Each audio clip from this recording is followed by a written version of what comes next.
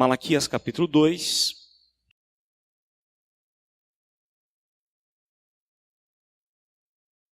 Nós vamos ler até o verso 16. Malaquias 2, de 1 a 16. O 17 não.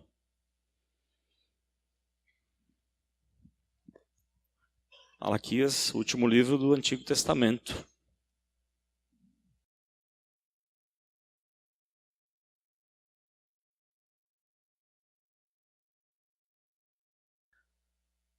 Nos diz assim a palavra do Senhor. Agora, ó sacerdotes, para vós outros é este mandamento. Se o não ouvirdes e se não propuserdes no vosso coração dar honra ao meu nome, diz o Senhor dos Exércitos, enviarei sobre vós a maldição e amaldiçoarei as vossas bênçãos. Já as tenho amaldiçoado, porque vós não propondes isso no coração. Eis que vos reprovarei a descendência, atirarei excremento ao vosso rosto, excremento dos vossos sacrifícios, e para junto destes sereis levados. Então sabereis que eu vos enviei este mandamento, para que a minha aliança continue com Levi, diz o Senhor dos Exércitos. Minha aliança com ele foi de vida e de paz, ambas lhe dei eu, para que me temesse. Com efeito, ele me temeu e tremeu por causa do meu nome. A verdadeira instrução esteve na sua boca, e a injustiça não se achou nos seus lábios. Andou comigo em paz e em retidão, e da iniquidade apartou a muitos. Porque os lábios dos sacerdotes devem guardar o conhecimento, e da sua boca devem os homens procurar a instrução, porque ele é mensageiro do Senhor dos Exércitos.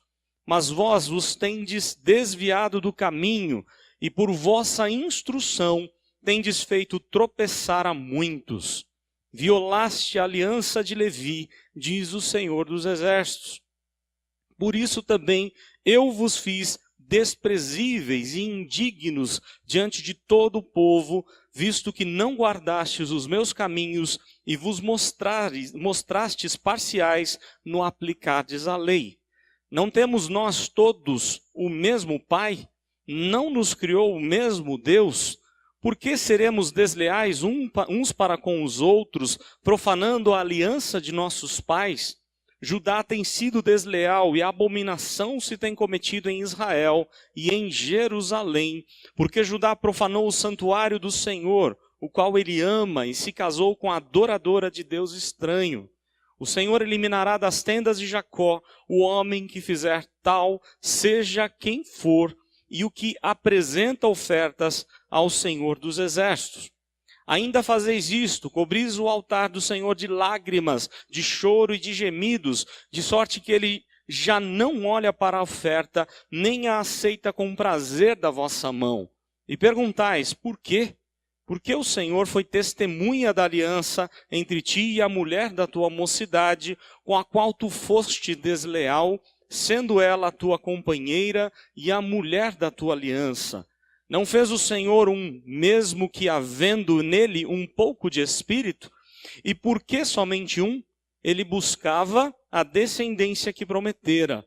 Portanto, cuidai de vós mesmos, e ninguém seja infiel para com a mulher da sua mocidade, porque o Senhor, Deus de Israel, diz que odeia o repúdio, e também aquele que cobre de violência as suas vestes, diz o Senhor dos Exércitos. Portanto, cuidai de vós mesmos, e não sejais infiéis.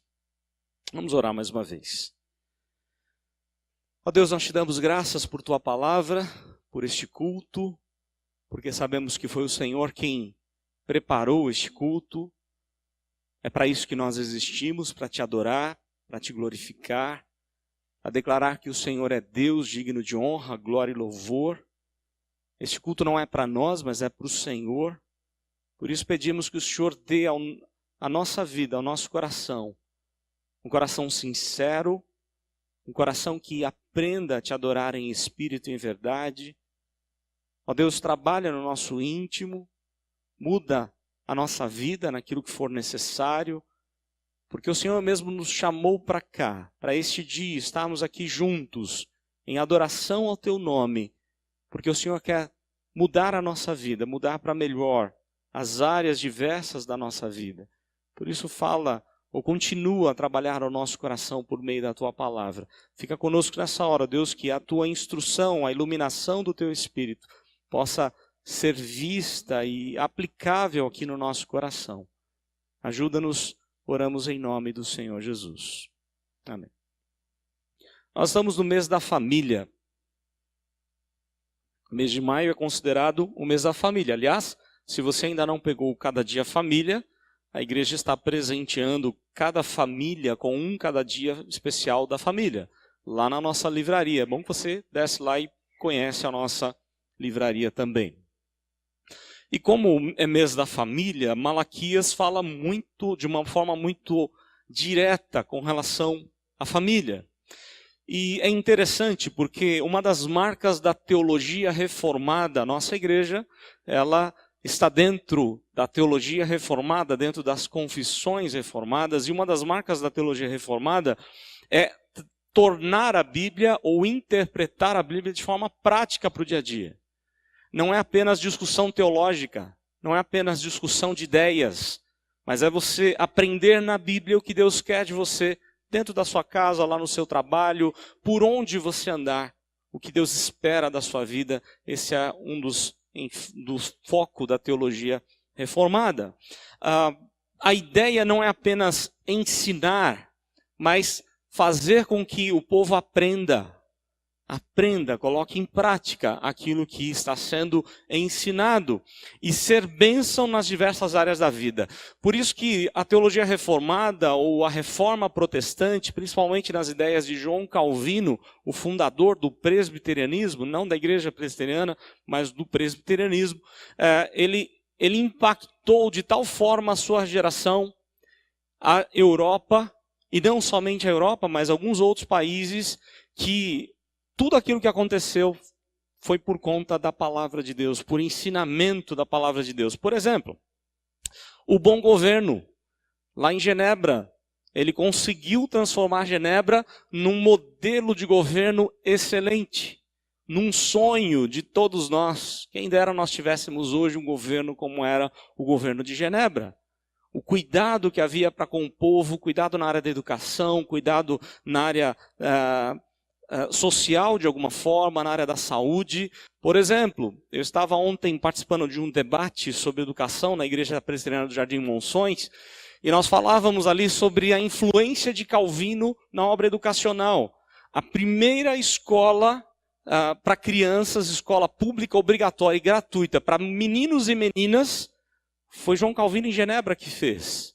A universidade, a Academia de Genebra, ela marcou as gerações e as ideias que vieram depois, porque a ideia era o foco no aprendizado, no ensino, como toda ciência, pertence a Deus.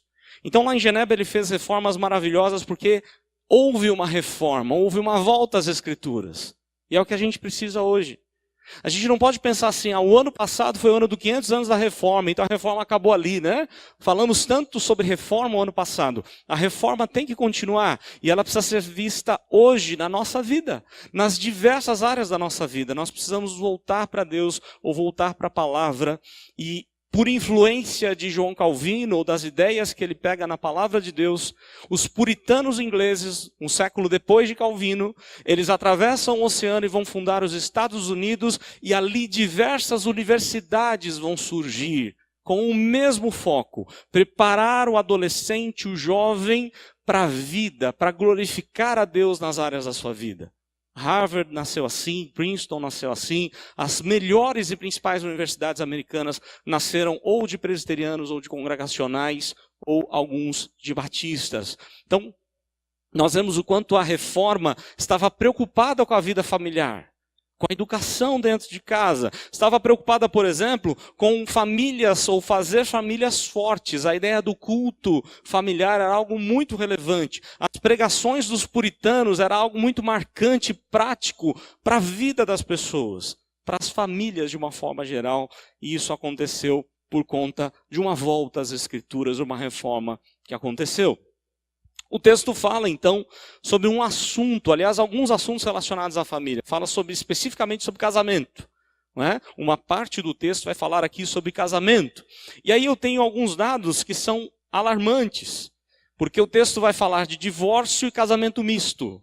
Os dois assuntos relacionados à família, a partir aqui do verso 10, não é? Vai falar de divórcio e sobre casamento misto. E eu queria dar alguns dados alarmantes com relação a isso, tá?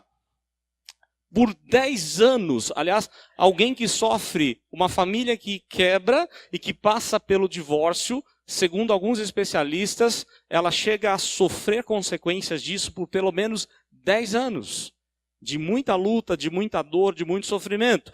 As maiores vítimas, segundo o pastor Hernandes, que escreve nessa área, ele tem um livro específico sobre divórcio e novo casamento, e ele diz assim, que as maiores vítimas do divórcio são os filhos, e que é pior do que o luto dos pais.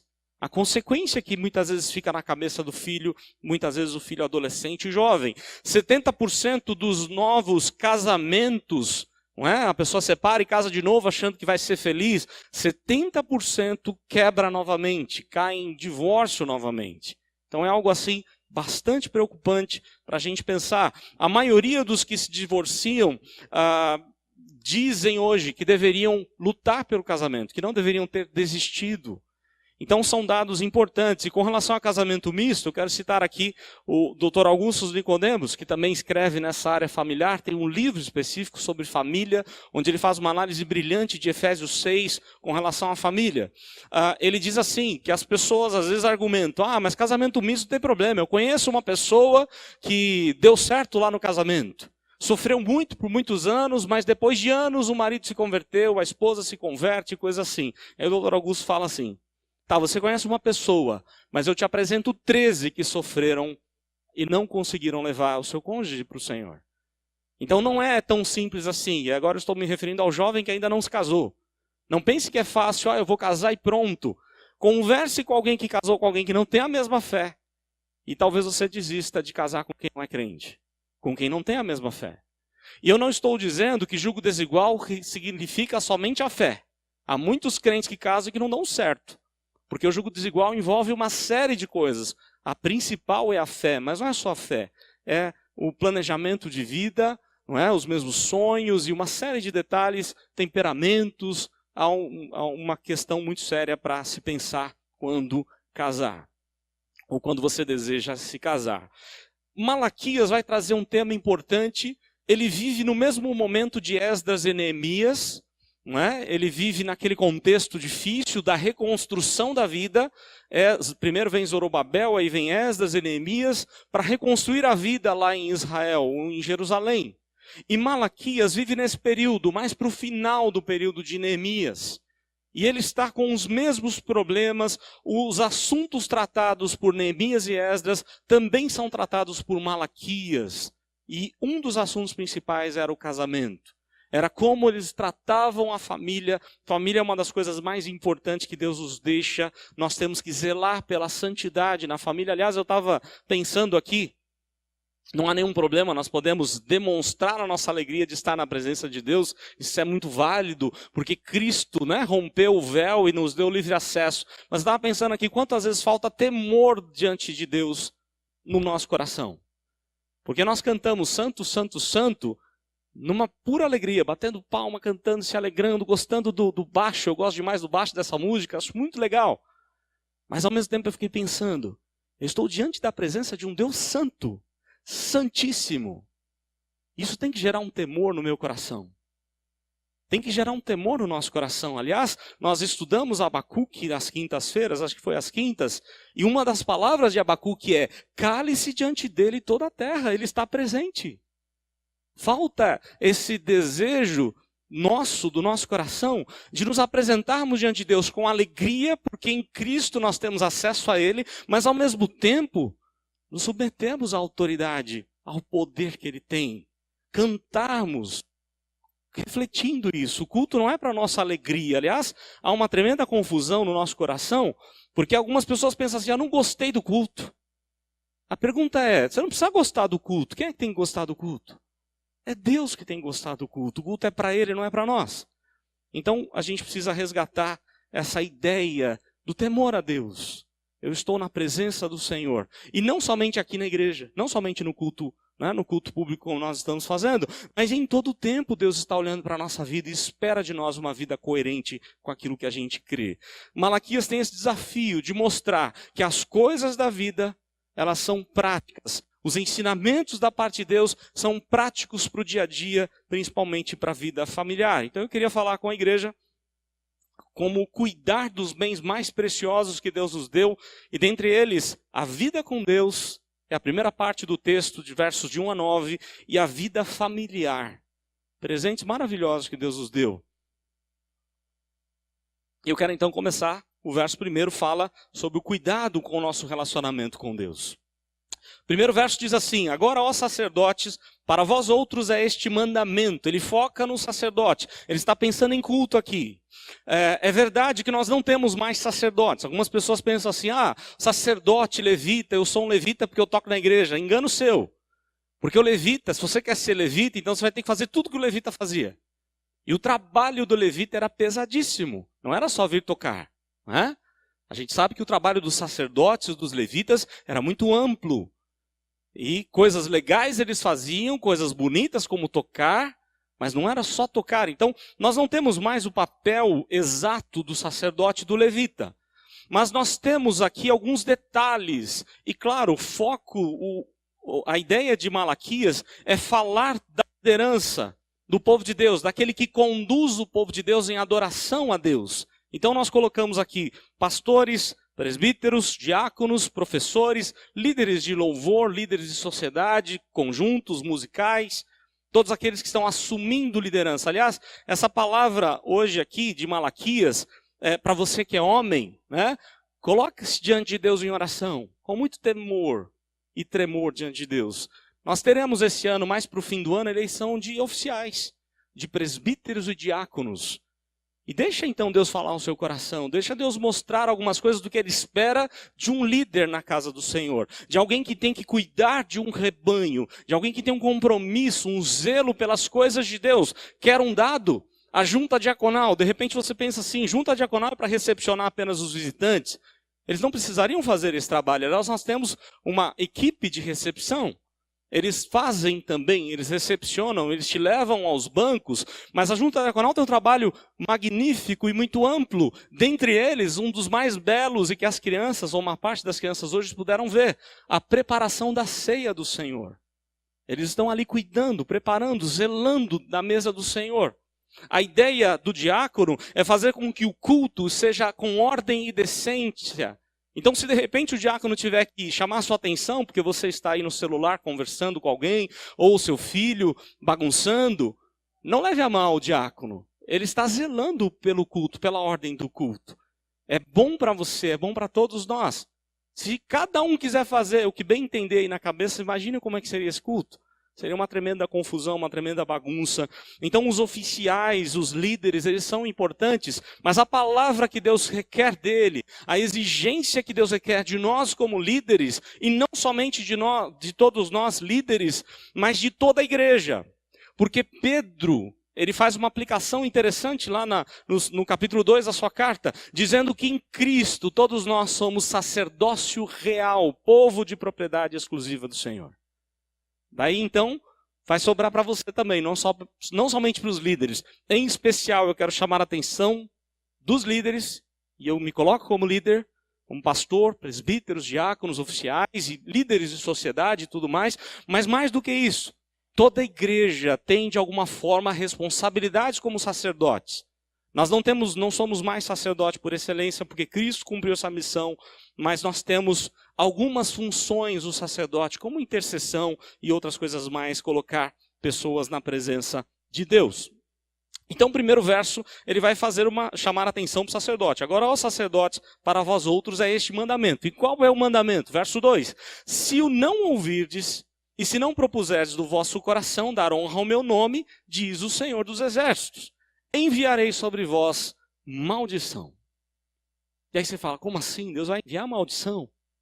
Vai sim. Como ele fez algumas vezes. Se Deus não enviar maldição, ele não está cumprindo a sua palavra. E um Deus que não cumpre a sua palavra é um Deus digno né, de desconfiança.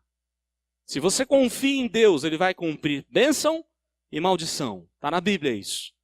Deuteronômio 28. Bênção e maldição. Se você cumprir o pacto com Deus, você tem bênção. Se você descumprir o pacto com Deus, você vai ter as maldições da parte de Deus. Deus deixou isso muito claro. Aliás, quando Deus manda o seu povo para o exílio, Ele está cumprindo as maldições da aliança. E ainda bem, porque isso é demonstração de que Ele ama o seu povo. Se Ele não amasse o seu povo, Ele não faria nada. Não fazer nada, sabe o que significa? Autodestruição.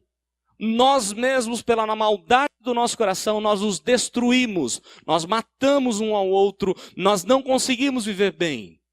Mas Deus disciplina a gente, Deus corrige a gente, porque Ele quer derramar a bênção, Ele não quer derramar a maldição sobre nós. Às vezes Ele tem que derramar sim, para que a gente possa retornar ao caminho.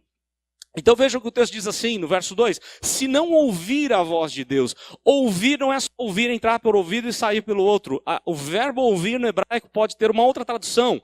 Obedeça. Ouvir significa obediência. O que Deus espera então de nós líderes de toda a igreja, nós precisamos obedecer a Deus. Se não ouvirdes e se não propuser, ou seja, se você não decidir no seu coração, se você não tomar uma decisão séria diante de Deus, Ele está chamando a nossa atenção, nós precisamos tomar uma decisão na nossa vida, nós precisamos pagar o preço de sermos do Senhor. Porque se você vive igual àquilo que as pessoas fazem no mundo, se você não tem diferença alguma, ou seja, se você sai com seus amigos e enche a cara, qual é a tua diferença com relação ao incrédulo? Nenhuma. Isso é prova de que você ainda não é do Senhor, ou se é, está trazendo maldição para a sua vida e para a vida dos seus amigos. Porque você podia estar sendo bênção na vida deles lá. Então vejam só como o que a palavra de Deus espera da gente é decisões sérias diante de Deus. Ele diz isso, se você propor no seu coração, ou se não propor no seu coração, eu vou enviar as maldições. E aí ele diz mais aqui, amaldiçoarei as vossas bênçãos, olha só. E aqui, aliás, na escola dominical, o nosso irmão Josué tinha feito uma pergunta sobre esse texto, né? O que é amaldiçoar a bênção do sacerdote? Na verdade, há duas possibilidades, e eu creio que as duas é a referência aqui de Malaquias. A primeira delas é que as bênçãos, ou o que seria a bênção na vida dos líderes, dos sacerdotes, e de todos nós como igreja, como sacerdotes que somos, de alguma forma, é que as bênçãos que seria para ser bênção, Deus vai transformar em maldição. E mais ainda, é que as bênçãos proclamadas, as bênçãos dadas pelo pastor, proclamadas pelo pastor, que não está vivendo de acordo com a palavra de Deus, Deus vai trazer juízo para o povo dele por conta das bênçãos. Aliás, o doutor Augusto Nicodemos, nesse ponto, fala de uma forma muito séria. Ele diz assim, ai daquele que está debaixo da autoridade de um pastor, que na hora que ele está abençoando o povo, está vindo maldição da parte de Deus. É algo muito sério para a gente pensar. Quem sabe alguns jovens que pensam assim, eu quero ser pastor. Pensa bem nisso. Quem sabe alguns que eu quero ser presbítero. Deve ser presbítero, deve almejar o ministério. Mas vejam a responsabilidade que está sobre aquele que é líder. Quando você abençoa o povo, você está abençoando ou está amaldiçoando? É algo muito sério. E Deus estava aqui, naquele momento, amaldiçoando a bênção do sumo sacerdote. Era algo muito triste, muito sério que estava acontecendo. E aí o texto diz no verso 3, eis que vos reprovarei a descendência. Não é? Olha só, reprovar a descendência, a palavra mais literal, a tradução mais literal é, eu vou quebrar o braço da sua família. Eu vou quebrar a genealogia da sua família. Eu vou trazer juízo para toda a sua família. O mandamento do Senhor é claro, Deus vai visitar até a terceira e quarta geração, se nós desobedecermos aos mandamentos do Senhor.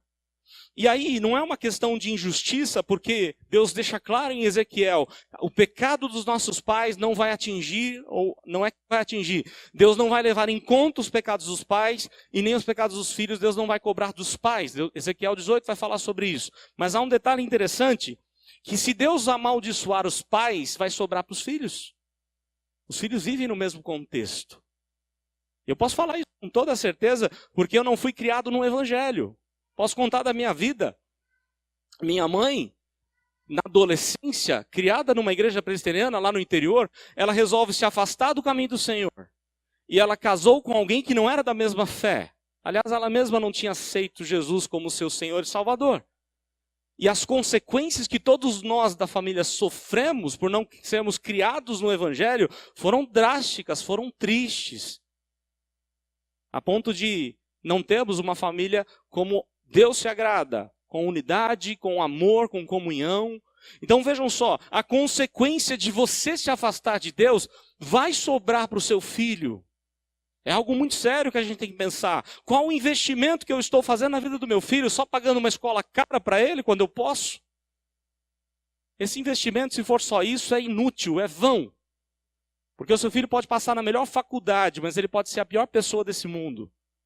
Se ele apenas tiver um título de doutor, de pós-doutor, mas ele não tiver um título de servo de Deus, de pessoa, homem ou mulher, temente a Deus. E ele vai aprender isso com seu pai. Ele vai aprender isso com sua mãe, vai aprender dentro de casa. Então o texto diz no verso 3, eu vou reprovar a descendência, eu vou atirar excremento ao vosso rosto. Olha que palavra duríssima.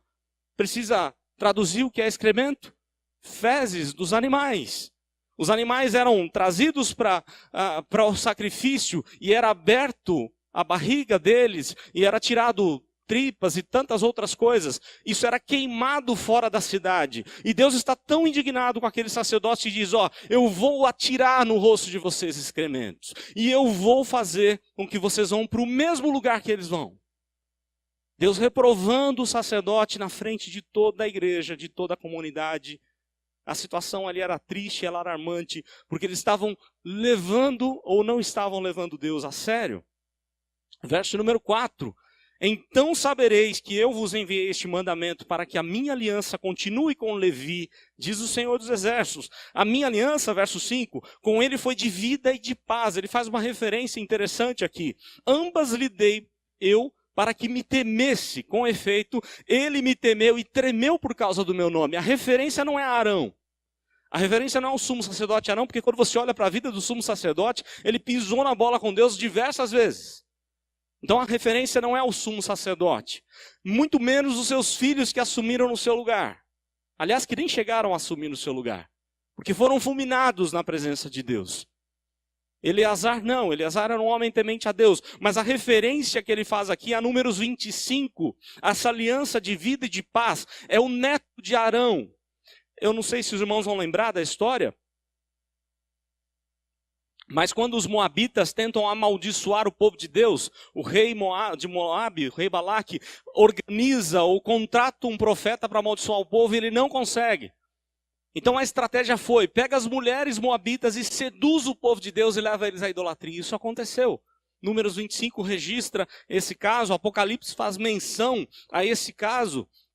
E o que é interessante é que naquele momento, para acabar com a ira de Deus sobre o povo, o sacerdote Finéias, neto do sumo sacerdote Arão, ele pega uma lança e mata um homem que estava junto com uma mulher moabita, transpassou com a lança os dois de uma vez. E aí a ira de Deus foi cessada e Deus não mais ficou irado com seu povo. O pecado precisou ser resolvido no meio do seu povo. E a referência aqui é que Deus fez um pacto com Finéias. Deus fez um pacto de vida e de paz com ele. E ele está dizendo, olha, a minha aliança foi dada a ele, a Levi. A verdadeira, verso 6, a verdadeira instrução esteve na sua boca. Olha o exemplo que foi Finéias.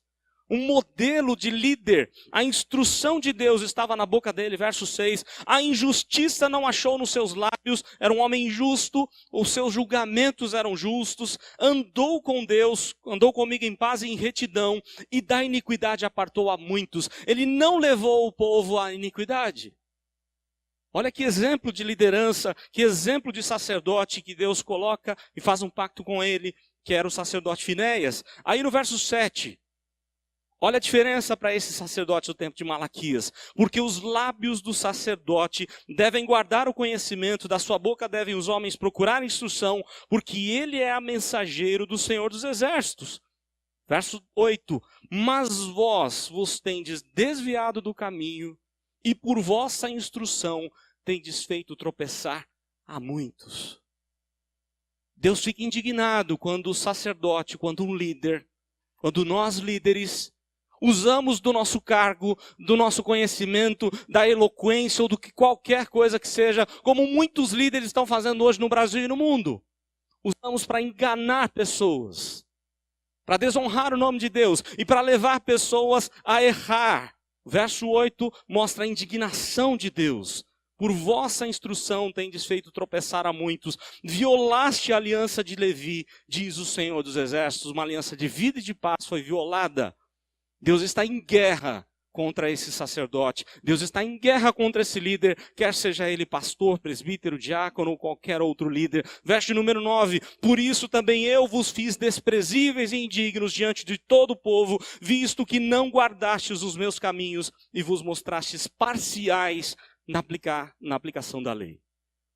Você já viu aquele que é juiz? E quando é para os seus amigos, ele dá de tudo.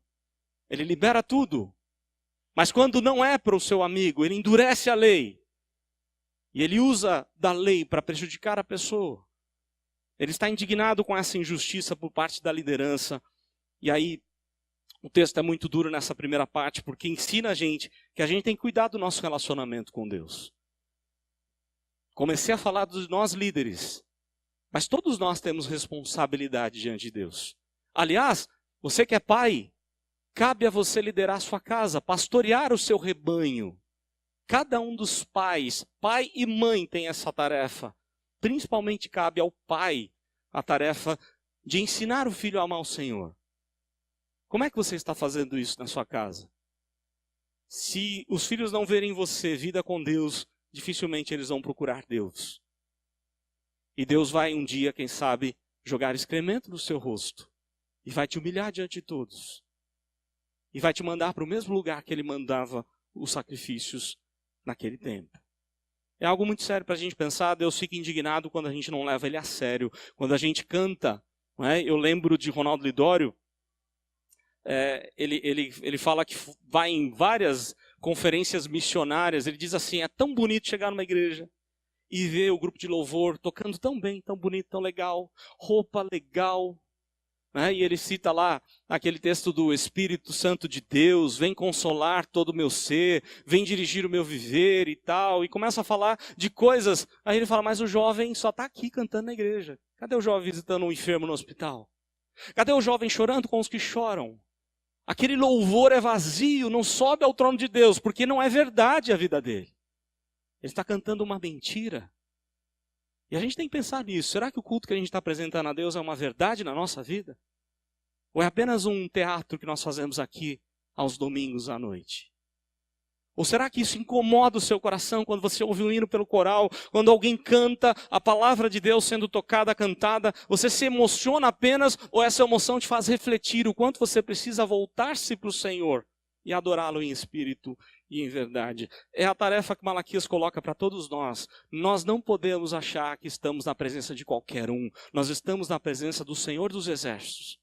Ele é Senhor de todas as coisas, a gente deve a Ele toda adoração e louvor. A partir do verso 10, ele vai falar agora sobre família especificamente. O verso 10 vai falar do cuidado que nós temos que ter com a nossa família, outro bem maravilhoso que Deus nos deu. Verso de número 10, não temos nós todos o mesmo Pai? Não nos criou o mesmo Deus? Por que seremos desleais uns para com os outros, profanando a aliança dos nossos pais? Veja algumas coisas importantes aqui. Lutero pega esse verso e fala o seguinte: Deus fez e Deus deu o seu casamento. Foi Deus quem fez o seu cônjuge, foi Deus que deu para você o seu cônjuge. E ele tem que ser da mesma fé, segundo Lutero defende aqui. Ter o mesmo Pai, ter o mesmo Deus. É importante ter a mesma fé. Aí eu fico pensando na palavra usada aqui no verso 10. Não nos criou Deus o mesmo Deus, por que seremos desleais uns para com os outros? Desleais aparece aqui 5 vezes nesses poucos versos. É uma sentença dura e que demonstra a infidelidade de um para com o outro, pensando no casamento. O quanto Deus abomina a infidelidade conjugal. E o quanto Deus requer de nós compromissos sérios. Casamento é algo muito sério, é algo para a vida inteira. Não é aquela ideia de, é como uma apólice de seguro. Eu faço hoje, amanhã eu vejo se eu vou separar ou se eu vou continuar. Casamento é algo muito sério e muito racional, é algo de fé. Então, de repente, tem casais assim que falam assim, eu vou separar porque eu não amo mais. Cumpra diante de Deus as suas obrigações e Deus vai te dar o amor que você precisa para amar seu cônjuge. Se você cumprir o seu papel diante de Deus, Deus vai restaurar a sua vida, seu casamento, seu relacionamento com seus filhos e uma série de coisas. É verdade, eu preciso falar aqui que o foco de Malaquias é o divórcio sem fundamento, é o divórcio sem justificativa. Nós sabemos na Bíblia que Deus permite o divórcio. Pela dureza do coração, por uma traição e por uma série de coisas, Deus permite o divórcio. Não é o plano inicial, não é o ideal de Deus, é possível restaurar. É melhor que se restaure, mesmo numa traição, é melhor que busque a restauração do casamento. Nem sempre isso é possível, é verdade. E é até permitido pela palavra de Deus. Mas o que a referência de Malaquias aqui é que hoje, aliás, o tempo de Malaquias parece muito com os nossos dias. As pessoas se separam por qualquer motivo. Perguntam, algumas pessoas vêm perguntar para a gente, às vezes não é nem da igreja. Será que o pastor faz meu casamento? E aí perguntam para mim, né? Fala, depende. Primeira pergunta que a gente faz para os noivos, por que você quer casar? Se ele responder, porque eu estou querendo casar e se não der certo eu separo. Então, esquece, não dá para fazer. Você já está começando errado. Você já está pensando na possibilidade de separação. Porque a sociedade prega que casamento é qualquer coisa. E não é qualquer coisa, é algo muito sério. É verdade que tem momentos que é difícil de conviver junto, e aí cada caso é um caso, precisa de um tratamento pastoral, às vezes psicólogos, conselheiros, advogados que possam ajudar. Chega um ponto que às vezes não dá mesmo para conviver junto. Mas o que Malaquias está se referindo é essa deslealdade e essa leviandade para com o relacionamento, para com o casamento. Verso número 11.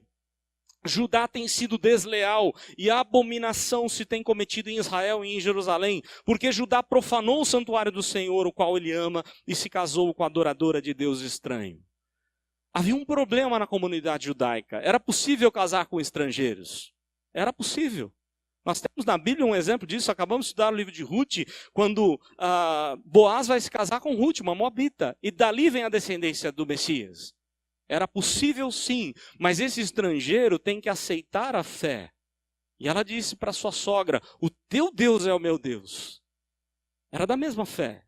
Porque no contexto judaico, trazer um incrédulo para o templo era morte, segundo a lei judaica. Porque as religiões ou as nações, elas tinham um problema da prostituição cultural. Quem era de outro povo, na maioria das vezes, estava ligado a um culto, a um ídolo. E esse era um problema muito sério. Havia prostituição cultural, havia abominação no culto a Deus. Coisa que Salomão experimentou por ter casado com várias mulheres e se desvia para a idolatria num certo momento da sua vida. Então Deus está indignado com o que está acontecendo aqui com o seu povo, casando com gente comprometida com ídolos, com deuses estranhos. Gente complicada, gente que amava outros ídolos e que levava o povo à destruição. É o mesmo ensinamento de Esdras e o mesmo de Neemias. Esdras capítulo 9, Neemias capítulo 13. O verso 12 agora. O Senhor eliminará das tendas de Jacó o homem que fizer tal coisa, seja quem for. E o que apresenta ofertas ao Senhor dos Exércitos. Vejam só, seja quem for. Pode ser o maior líder. Ele vai ser punido por sua deslealdade, por sua leviandade para com Deus e assim por diante. Verso 13, ainda fazeis isto, cobris o altar do Senhor de lágrimas, de choro, de gemidos, de sorte que ele já não olha a sua oferta, nem aceita com prazer a vossa mão. Em outras palavras, não adianta chorar. Se a sua vida não está coerente com a sua fé, Deus não vai te abençoar.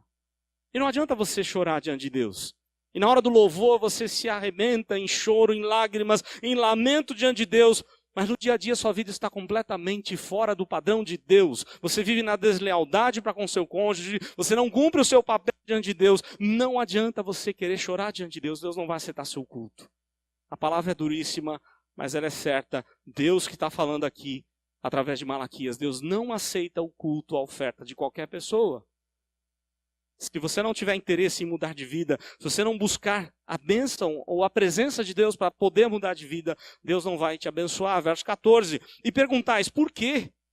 E aí a resposta de Deus: porque o Senhor foi testemunha da aliança entre ti e a mulher da tua mocidade, com a qual tu foste desleal, sendo ela a tua companheira e mulher da tua aliança. Olha o que eles faziam.